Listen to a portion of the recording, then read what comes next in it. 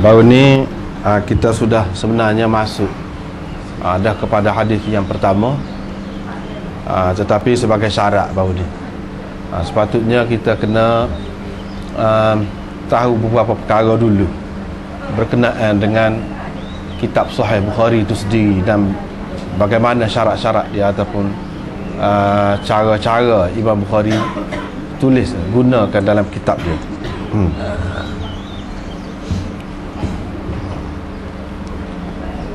Jadi syarat-syaratnya dan keistimewaan kitab Sahih Bukhari sangatlah banyak. Saya akan menyebutkan sebahagianlah saja daripada keistimewaan ataupun cara metod penulisan Sahih Bukhari.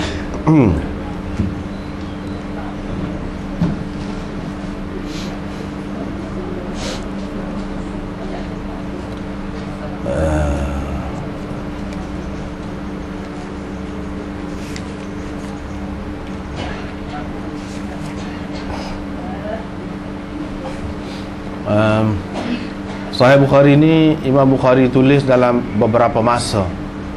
Apabila dia tulis, kadang-kadang dia terpaksa berhenti. Dia terpaksa berhenti kerana Imam Bukhari dia mensyaratkan semasa dia tulis untuk diri dia lah. Perlu kita tahu dulu. Mensyaratkan dalam keadaan ada air sembahyang. Maksudnya kalau batal air sembahyang, dia akan berhenti. Dia akan pergi ambil air sembahyang. Ataupun dia berhenti kerana sesuatu sebab yang lain. Apabila dia mula semula tu, dia Bismillahirrahmanirrahim. Kau orang dengar, itulah masalah. Tak berapa je. Tak berapa terang masalah sikit. Jadi sebab itulah kadang-kadang kita tengok di tengah-tengah bab, tengah-tengah duduk cerita tu, tiba-tiba satu bab baru Bismillahirrahmanirrahim, tapi masih lagi perbincangan bersambung dengan hak dulu. Bismillahirrahmanirrahim itu sebab apa? Jadi kita kena tahulah cara dia gitu. Cara dianya iaitu apabila dia berhenti, dia nak start semula tu Bismillahirrahmanirrahim. Itu satu. Yang kedua, Imam Bukhari kalau dia sebut dia sebut dalam kita panggil tarjamatul bab. Tarjamatul bab tu tajuk dia tu. Misalnya macam baru ni kan, tarjamatul bab ada ke risalah? Minta risalah. Risalah. Terima kasih. Ni macam tarjamatul bab ni maksudnya tajuk. Tajuk yang Imam Bukhari buat sebelum dia buat mari hadis-hadis. Itu dipanggil tarjamatul bab. Tarjamatul bab misalnya ni risalah ni, terjemahan ni dulu. Kita tengok Kitabul Wahyi. Lepas tu babun kaifa kana bad'ul wahyi ila Rasulillah sallallahu alaihi wasallam wa qaulillahi azza wa jalla inna auhayna ilaika kama auhayna ila nuhin wan nabiyyin min ba'dih. Tu ayat tu. Lepas pada tu baru dia buat mari hadis. Hak tadi tu orang panggil tarjamatul bab. Tarjamatul bab Bukhari ni, inilah yang paling unik, paling istimewa dalam Sahih Bukhari. Inilah yang berbeza daripada kitab-kitab lain. Sebab di sinilah terletak segala kebijaksanaan dan kemahiran Imam Bukhari. Kita akan nampak dia ni segala-galanya dalam apa perkara yang dia bincang, situlah terselah kelebihan dia dan pendapat dia, dengan disokong oleh bukti hadis-hadis yang dia buat mari kemudian. Itu orang panggil tarjamatul bab. Dalam tarjamatul bab ni kadang-kadang dia ada sebut, dia panggil sirah tamrid. Sirah tamrid yang dilafaz yang menyatakan yang menggunakan misalnya yuzkaru,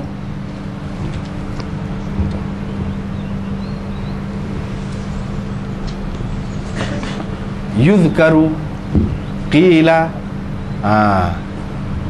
dan sebagainya, yang kata-kata macam tu disebutkan dikatakan, diceritakan. Kalau dia sebut lagu tu dalam tarjamatil bab, itu bermakna Imam Bukhari nak mengisyaratkan salah satunya makna dianya kepada tidak sahihnya. Kalau hadis hak dia isyarat tu dia sebut gini ataupun kata-kata sahabat ke, kata-kata tabi'i ke, dikatakan begini-begini, dia nak isyarat kepada sanadnya tidak kuat.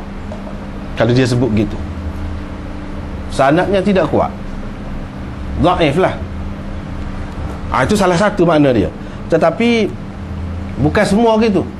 Jadi hak maksud dengan Sahih Bukhari ini, apabila orang kata Sahih Bukhari tinggi kedudukannya, bukan hal ni. Bukan hadis ataupun asar yang tersebut dalam tarjamatul bab itu, bukan. Terutama yang disebutkan macam tadi, dengan orang panggil sirah tamrid, ataupun sirah majhul.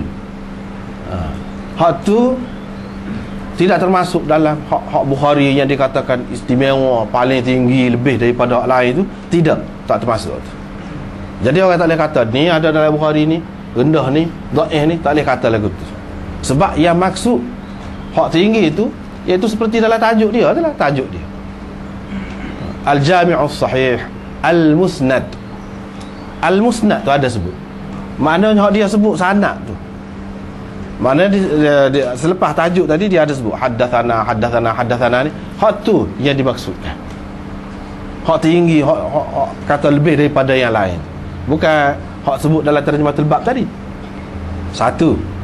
Yang kedua, boleh jadi dia sebut dengan cara tadi dengan maksud nak menyatakan bahawa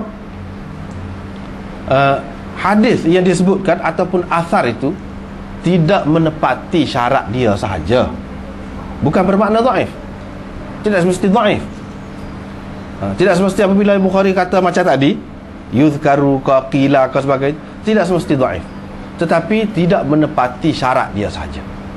Tidak menepati syarat dia tu maksudnya perawi bagi cerita tadi tidaklah perawi yang diiktiraf oleh dia sebagai seorang yang begini-begini sifatnya istimewa. Tidak lagu tu.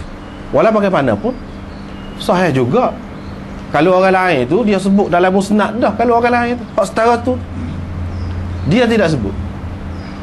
Dia tidak sebut dengan sanad. Sebab apa dia tidak sebut dengan sanad? Dia sebut dalam, orang panggil ta'liqat dia. Ta'liqat dalam tarjamatul bab. Nak menyatakan tidak menepati syarat dia saja. Itu salah satu maksud dia.